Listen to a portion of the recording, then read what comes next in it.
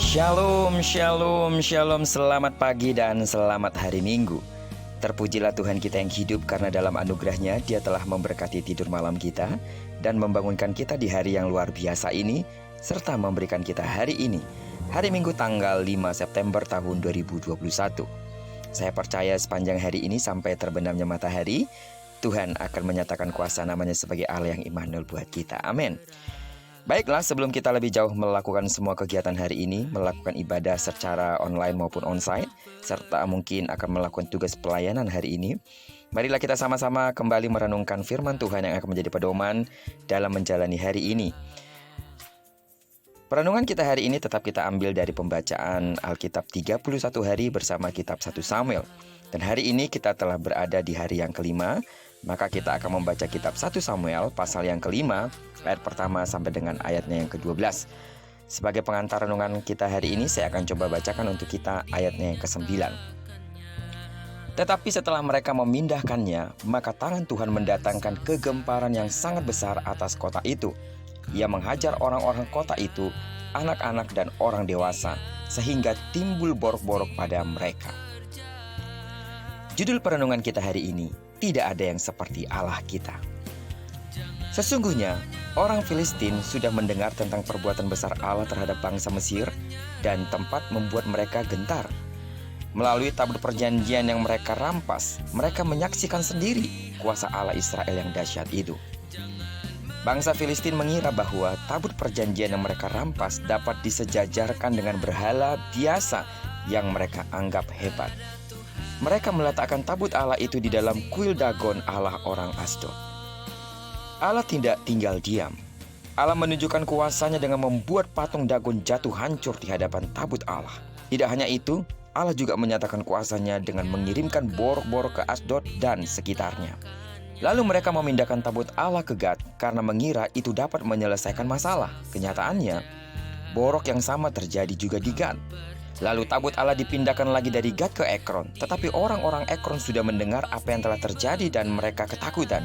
Mereka menyadari dan dapat merasakan kemarahan Allah Israel. Pada akhirnya, mereka memutuskan untuk mengembalikan tabut perjanjian ke tempat yang seharusnya, yakni kepada bangsa Israel. Sidang jemaat Tuhan yang saya kasih di dalam nama Tuhan Yesus, lewat perenungan kita hari ini kita belajar bahwa Allah kita tidak bisa disejajarkan dengan berhala apapun. Amin. Allah adalah satu-satunya yang berkuasa dan berdaulat atas seluruh semesta. Demikian pula di dalam kehidupan orang percaya saat ini, saudara dan saya.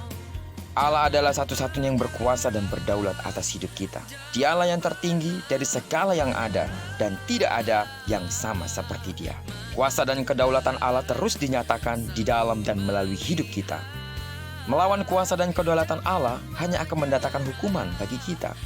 Karena itu marilah kita belajar untuk tunduk di bawah kuasa dan kedaulatan Allah yang luar biasa itu.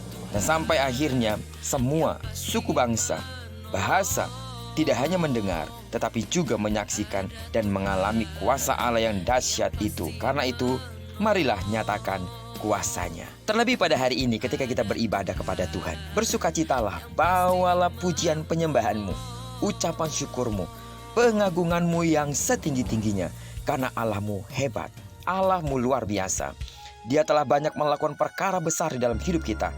Terlebih ketika Dia menyelamatkan kita dari lumpur dosa dengan mati di kayu salib. Sidang jemaat Tuhan yang saya kasih di dalam nama Tuhan Yesus, bersukacitalah ketika Anda memasuki rumah Tuhan. Baik ketika Anda ibadah secara online maupun secara onsite, mari bawa persembahan terbaikmu karena Tuhan kita hebat dan luar biasa. Amin. Diberkatilah kita sepanjang hari ini dan digenapi firman-Nya yang berjanji bahwa apa yang dikerjakan tangan kanan dan tangan kiri kita dibuatnya berhasil.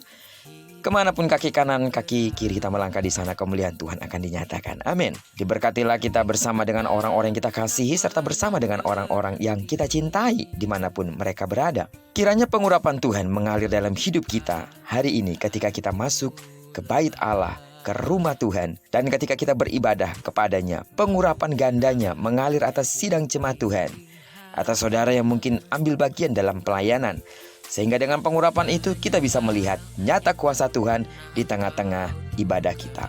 Nikmati Dia dan agungkanlah namanya. Sadarilah bahwa ketika Anda menghampirinya dengan takut akan Tuhan dan mau memuji dan memuliakannya, tidak pandang saudara ada di gereja, tidak pandang saudara ada di sebuah gedung, Tuhan mau di mana Anda berada saat ini ketika Anda beribadah secara online. Rasakan kemuliaan Allah dinyatakan atas hidupmu. Terpujilah nama Tuhan. Selamat hari Minggu. Shalom.